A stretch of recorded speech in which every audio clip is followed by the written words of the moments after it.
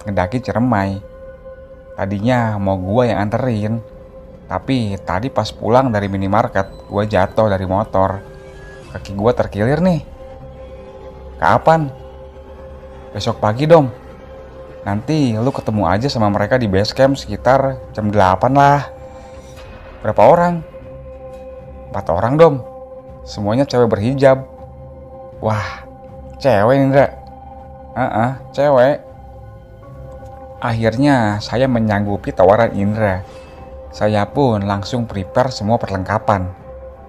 Dan di sini saya salah perhitungan dalam membawa logistik. Saya hanya membawa 2 bungkus mie instan, 2 botol air mineral dengan ukuran 1,5 liter, 2 batang coklat, dan 3 bungkus roti.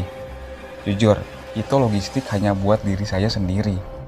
Karena saya berpikir, biasanya kalau pendaki cewek itu selalu membawa banyak makanan. Jadi masalah logistik pasti aman. Pagi harinya, sekitar pukul 7 saya langsung berangkat dari rumah menuju base camp. Dan pukul 7.30 saya sampai di base camp Berod. Sesampainya di base camp, saya melihat ada sekitar 10 kali miss call dari Indra. Ketika itu, saya mau telepon balik, tapi tidak bisa, karena di sana tidak ada sinyal. Ya sudahlah, saya langsung menuju pos registrasi. Kebetulan saat itu saya kenal dengan semua orang yang ada di base camp. Dan yang paling dekat dengan saya, namanya Mang Adang. Mang, manggih pendaki awewe opat orang tuh. Asa nama tanempoi dong. Ah, piraku Mang. Geus satu Mang, orang kaluhurulanya. Sugan we aya di ditu. Nya sok dong. Lalu saya berjalan agak ke atas. Dan di sana saya melihat 4 perempuan berhijab serba hitam dengan muka yang tertutup oleh cadar. Saya pun bertanya kepada mereka. Maaf Mbak dari komunitas ya? Yang minta diantar sama Indra. Salah satu dari perempuan itu mengangguk. Oh berarti benar. Indra tidak bisa mengantar Mbak karena ada kecelakaan lah. Dia jatuh dari motor. Jadi saya diminta untuk menggantikan Indra. Iya Kang, gak apa-apa. Kami pun mulai berjalan kira-kira pukul setengah 10. Ketika sedang berjalan, saya merasa agak sedikit aneh kepada mereka. Mereka itu satu komunitas, tapi mereka tidak mengobrol satu sama lain. Dan mereka berjalan dengan sangat lambat. Kira-kira pukul 11 kami baru sampai di Arban. Di sana ada beberapa rombongan pendaki yang sedang beristirahat. Para pendaki itu menatap ke arah kami dengan tatapan yang agak aneh. Tapi saat itu saya tidak memperdulikannya. Ketika kami sedang beristirahat, saya berinisiatif untuk membuka pembicaraan. Mbak, sebelumnya sudah pernah mendaki Ciremai? Salah satu dari mereka menjawab, sudah Kang. Bahkan kami cukup sering mendaki gunung, terutama gunung yang ada di tanah Sunda. Dalam hati saya bicara, wah berarti mereka perempuan-perempuan tangguh yang sudah sering mendaki gunung. Tapi kenapa tadi jalan mereka lambat banget ya? Kang, ayo lanjut. Mbaknya gak minum dulu? Tenang aja Mbak, masih pagi kok. Gak usah Kang. Kang, biarkan kami jalan di depan ya. Akang di belakang aja. Kami sudah cukup kenal kok dengan jalur sini. Oh, ya udah Mbak, gak apa-apa. Kami mulai berjalan dengan posisi saya paling belakang. Saya merasa semakin aneh kepada mereka. Dari tadi mereka tidak minum sama sekali. Ketika kami berjalan menuju pos 2, situasi berbalik.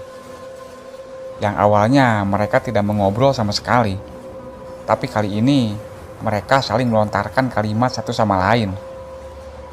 Tapi saat itu saya tidak mengerti apa yang mereka bicarakan, karena bahasa yang mereka gunakan sangat asing di telinga saya, sehingga saya tidak mengerti. Hingga akhirnya, Kang, istirahat dulu ya. Oh, iya mbak. Kami beristirahat di antara pos 1 dan pos 2. Mbak, minum dulu aja. Kami tidak membawa air, Kang. Apa? Mereka tidak membawa air? Kok bisa mereka tidak membawa air ketika mendaki gunung? Itu udah gak masuk akal. Mereka bilang mereka tidak membawa air, bukan lupa membawa air. Itu tandanya mereka memang sengaja tidak membawa air. Ya udah mbak, nih minum punya saya. Mereka pun menerima air yang saya berikan. Dan mereka membagi 1,5 liter air sama rata ke tempat air yang mereka bawa. Benar-benar aneh. Dalam hati saya bicara, ini sebenarnya apa? Apa mungkin mereka itu penganut ajaran tertentu? Entahlah, saya juga tidak tahu. Di sana kami istirahat cukup lama. Setelah merasa cukup, kami melanjutkan perjalanan menuju pos 2. Dan akhirnya kami sampai di pos 2 pas waktu duhur. Karena pada saat itu alarm sholat di HP saya berbunyi. Kondisi di pos 2 sepi. Tidak ada pendaki sama sekali. Kang, sholat duhur dulu yuk. Akang jadi imam. Oh, ya mari mbak.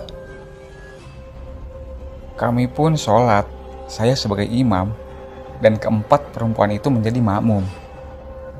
Selesai sholat, saya berpikir, air tinggal 1 liter. Logikanya, nih air gak bakal cukup. Tapi, ya sudahlah. Semoga semua baik-baik saja. Kami mulai berjalan menuju pos 3. Posisi saya masih di belakang mereka. Ketika menuju pos 3, entah apa yang terjadi. Tiba-tiba mereka berjalan dengan sangat cepat. Saya sampai kewalahan untuk mengikuti langkah mereka. Percaya atau tidak percaya, kami sampai di pos 3 dengan waktu 30 menit. Sampai di pos 3, saya pun tumbang. Saya minum sedikit air, karena mengingat air yang saya bawa tuh sudah sedikit lagi. Tapi anehnya, mereka tidak minum sama sekali. Bahkan air yang tadi saya berikan, tidak mereka minum. Aneh memang. Kang, kita camp dulu semalam di sini ya. Loh, kan masih siang mbak. Kita masih sangat mungkin loh bisa sampai ke pos 5 sebelum gelap. Enggak Kang, kita camp di sini dulu aja. Karena posisi saya hanya sebagai pengantar, mau tidak mau saya harus nurut. Akhirnya saya pun membuka tenda yang saya bawa. Mbak, kenapa tendanya tidak dibuka? Kami tidak membawa tenda Kang. Ya Tuhan, apalagi ini? Bisa-bisanya mereka tidak membawa tenda. Tapi untungnya saat itu saya membawa 1 tenda dengan kapasitas 4 orang. Jadi bisa cukup lah buat mereka. Walaupun saya sendiri nantinya harus tidur di luar. Ya sudah mbak. Mbak bisa istirahat di tenda saya. Biar nanti saya tidur di luar. Iya Kang, terima kasih. Setelah itu mereka masuk ke dalam tenda. Sampai menjelang asar mereka tidak keluar sama sekali. Mereka baru keluar ketika mereka mendengar lantunan azan dari HP saya. Kami pun kembali sholat berjamaah. Selesai sholat mereka kembali masuk ke dalam tenda. Sedangkan saya berusaha mengumpulkan kayu kering buat membuat api unggun. Ketika saya sedang mencari kayu bakar, ada 2 orang pendaki yang turun. Dan ternyata itu Vian dan Doni. Mereka berdua teman saya. Dom, lu sama siapa? Nih, gue lagi nganter cewek nih. Komunitas pendaki berhijab. Walah, cewek semua? Mana? Kenalin sama gue dong. Mereka di tenda tuh. Dari tadi gak keluar. Kalian ada sisa air gak? Persediaan air gue menipis nih. Air? Kita masih banyak nih. Ambil aja dong. Lagian kita mau turun kok. Nuhun ya Don. Eh, di atas ada pendaki lain nggak? Di atas ada sekitar 15 orang lah. Tapi mereka udah camp di pos 5. Kalau yang turun nggak ada. Kita orang terakhir yang turun. Ya udah Dom, kita turun duluan ya. Hati-hati lu Dom. Oke. Makasih ya airnya. Santai. Vian dan Doni pun kembali berjalan turun. Singkat cerita, waktu maghrib pun tiba. Lagi-lagi mereka keluar tenda buat mengajak sholat. Selesai sholat, mereka langsung mengeluarkan isi ransel yang mereka bawa. Dan ternyata isinya itu semuanya bahan makanan mentah. Seperti beras, sayuran, daging, telur, dan lain sebagainya. Kang, kami siapkan makan malam ya.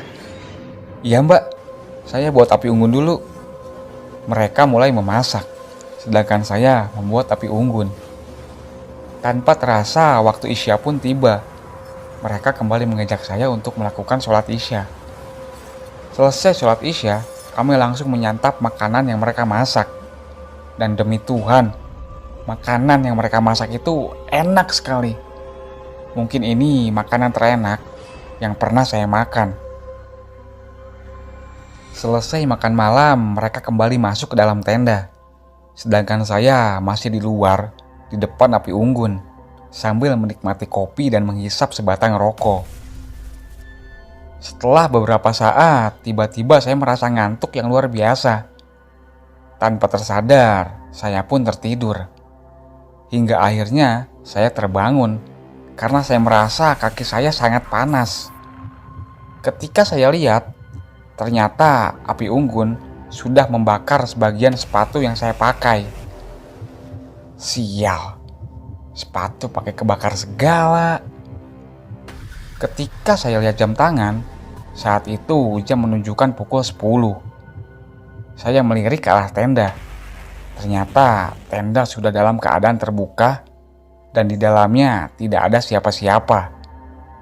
Dalam hati saya berkata, mereka kemana?